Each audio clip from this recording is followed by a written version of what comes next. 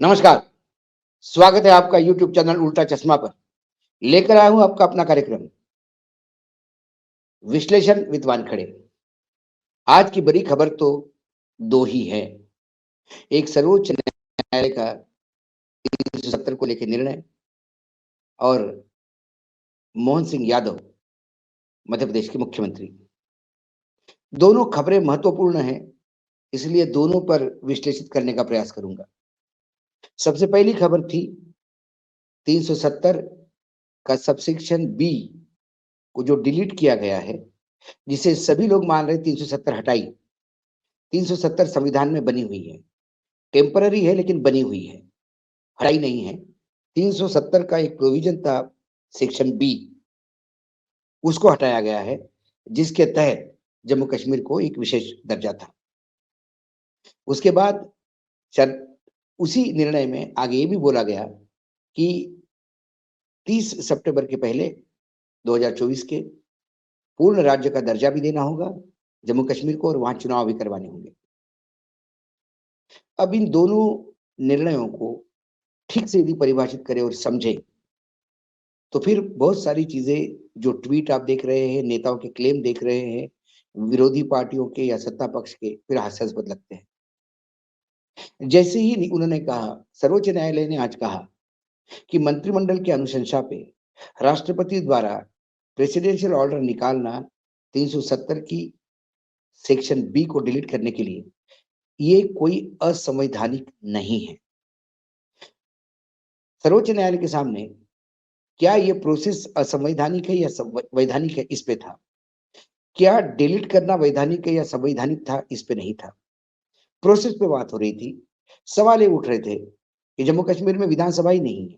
जब विधानसभा जब तक इसको आगे नहीं भेजेगी, तो इसको कैसा केंद्र सरकार इस पे आदेश निकलवा सकता है राष्ट्रपति द्वारा।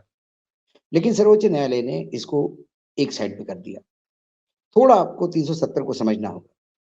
जब भारत के साथ पाकिस्तान का इसका जम्मू कश्मीर का विलय हुआ, तब 370 धारा ये जो जोड़ी गई पार्लियामेंट अपने कॉन्स्टिट्यूशन में, उसके पहले एक कानून के रूप में ये जम्मू कश्मीर के कॉन्स्टिट्यूशन में थी। क्योंकि पंजाब और बाकी धनाढ्य लोग, जो पैसे वाले लोग थे, वो जम्मू कश्मीर में जमीन खरीद जम्मू कश्मीर के लोगों के यहाँ अतिक्रमण न कर दे, या आने वाले समय में वो माइनॉरिटी में नहीं हो जाए, इसीलिए प्रिकॉशन के तौर पे राजा हरि सिंह ने ये कानून बनाया था, जो बाद में जहाँ डोमिसाइल भी था, बहुत सारे बाकी चीजें भी थी। उसी के साथ कुछ एडिशन के साथ ये 370 धारा टेम्पररी जोड़ी गई, जिसका सबसेक्शन बी जो है वो एक विशेष अधिकार देता है। तो जब 370 लागू हुई, तो आपको आश्चर्य लगेगा, तब भारत के पास क्या था। केंद्र सरकार के पास सिर्फ 3 चीजें थी। वो 3 चीजें थी, डिफेंस यानी रक्षा, विदेश मामले external affair, money and banking मुद्रा और बैंकिंग व्यवस्थाएं। ये 3 चीजें सिर्फ भारत सरकार की जम्मू कश्मीर में चल रही थी। बाकी सारा जम्मू कश्मीर के अपने संविधान के अनुसार चलेगा। ये ओरिजिनल 370 के मायने थे, और इसी वजह से 370 ये असीमित थी। उनका अपना कॉन्स्टिट्यूशन था, उनका झंडा था। वो अपने राज्यपाल को राष्ट्रपति कहते थे, वो अपने मुख्यमंत्री को प्रधानमंत्री कहते थे, वजीर आजम। ये और बहुत सारे बाकी सारे डिपार्टमेंट वहीं पे काम करते थे। केंद्र सरकार का कोई इंटरफेरेंस नहीं था। लेकिन जब से कॉन्स्टिट्यूशन लागू हुआ, तब से आने वाले कई सालों तक राष्ट्रपति जी ने जैसा ये 370 सबसेक्शन बी के लिए आदेश निकाला, ऐसे कुल 37 आदेश निकाले, और उन 37 आदेशों ने धारा 370 को खोखला कर दिया। भारत सरकार की विभिन्न सरकार जो आई, विभिन्न पार्टियों की, उन्होंने समय समय पर जम्मू कश्मीर के 370 के तहत दिए हुए अधिकार कम करते गए, और भारत सरकार के मंत्रालय और बाकी चीजों का दखल बढ़ता गया। चंद्रशेखर जी के टाइम पे तो ये हाल हुए कि सीएजी का ऑडिट भी जम्मू कश्मीर में होने लगा। बताइए, सीएजी भी जाएगा, और उसके बाद सर्वोच्च न्यायालय ने एक निर्णय दिया जिसमें कहा कि जम्मू कश्मीर की लड़की यदि बाहर ब्याहती है, तो उसका अपने प्रॉपर्टी में दखल रहेगा। वो वारिस बन उसके जो शेर है वो रहेगा। इससे करीब करीब धारा 370 एक खोखली हो चुकी थी।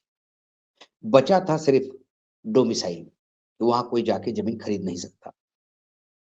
इसके सिवा और कुछ भी नहीं बचा था। वो एक बिल्कुल खंडहर बना हुआ था। उसको एक धक्का दे दिया, खंडहर गिर गया।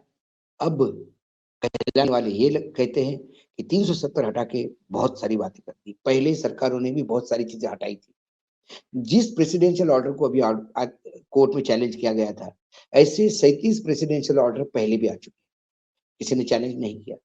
इसलिए वो ऑर्डर आना गैर कानूनी नहीं था, असंवैधानिक नहीं था, संवैधानिक था।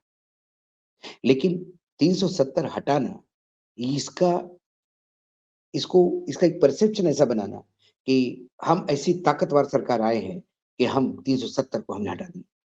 370 बची नहीं थी जो आपने हटाई।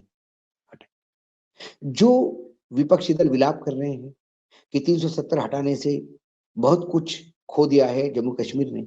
क्या खो दिया जम्मू कश्मीर? बहुत सारा तो पहले ही खो चुके हैं। 37 आदेश आए जिससे तो बहुत सारी चीजें ले ली है। झंडा भी गया, संविधान भी गया, मुख्यमंत्री पद आया, राज्यपाल आ गया। लेकिन एक महत्वपूर्ण बात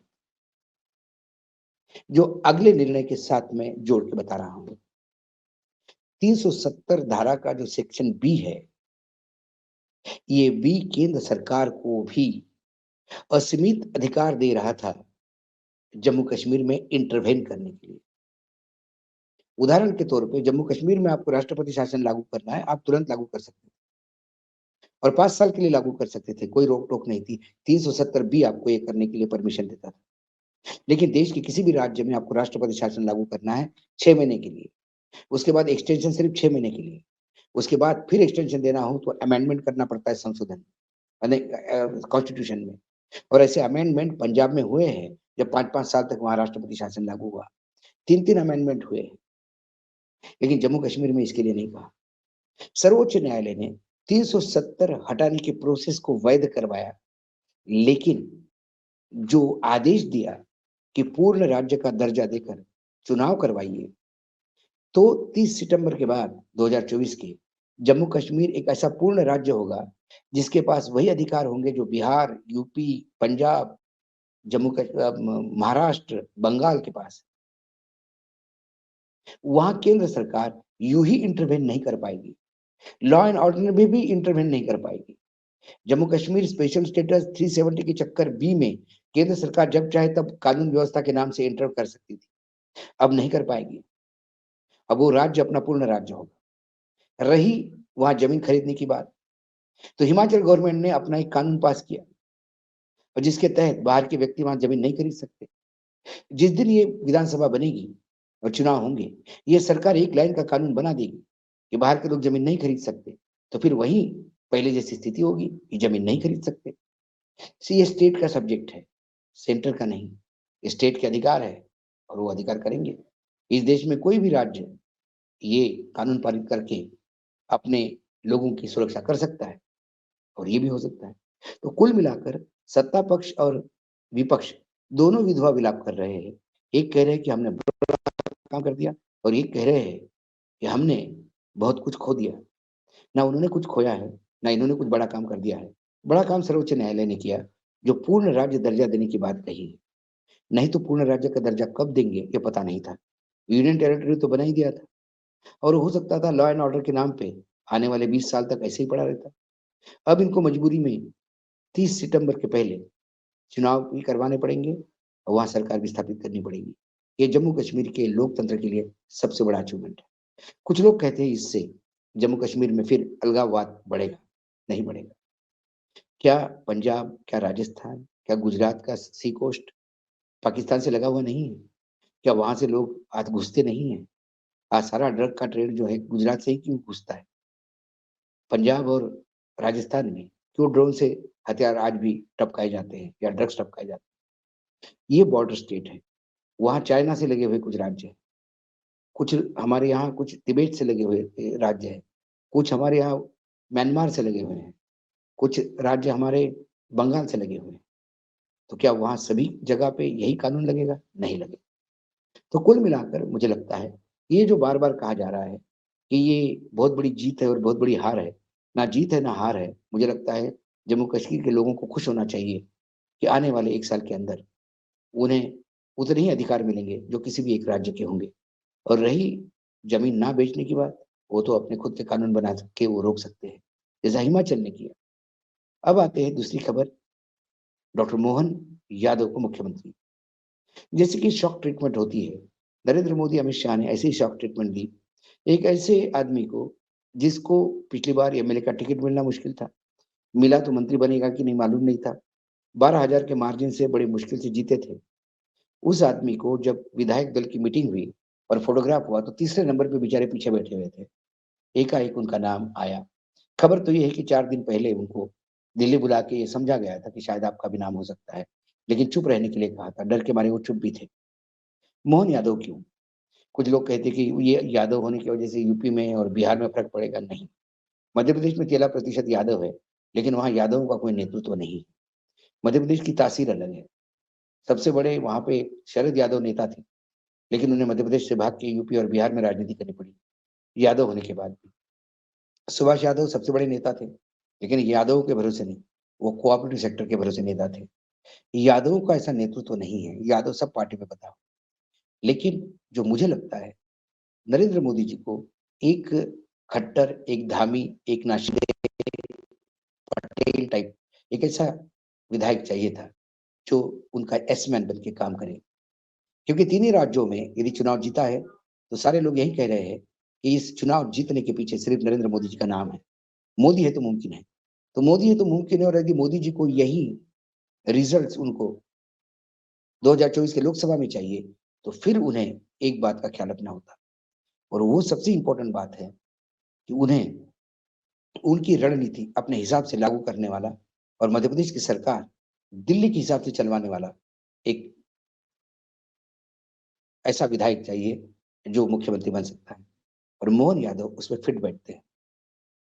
मोहन यादव अपने जिले के बाहर भी जाने नहीं जाते।